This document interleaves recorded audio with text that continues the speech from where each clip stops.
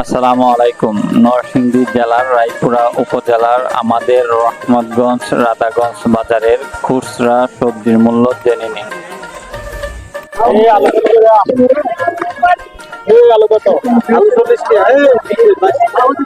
আলু 40 টাকা করে বিক্রি করতেছেন।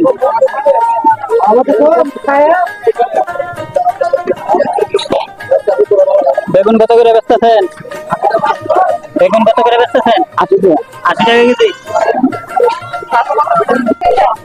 কাঁকড়াল কত করে বেচতেছেন? 80 টাকা। হ্যাঁ, 80 টাকা। 80 টাকা। 80 টাকা। লাউ কত করে পিস বেচতেছেন? লাউ 100 120 100 120। আর ঢেঁড়স 60 টাকা কেজি। 60 টাকা কেজি। লতি 40 টাকা মোড়া। 40 টাকা মুড়া। 80 টাকা। এই চিন্তা আমি করি না। আর কয়টা কত করে বেচতেছেন? কইরা 70 টাকা।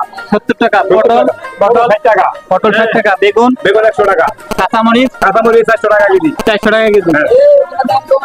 কত টাকা কেজি বেচতেছেন? 160 টাকা। 160 টাকা। আলু বেচা 60 টাকা কেজি। 60 টাকা 50 টাকা।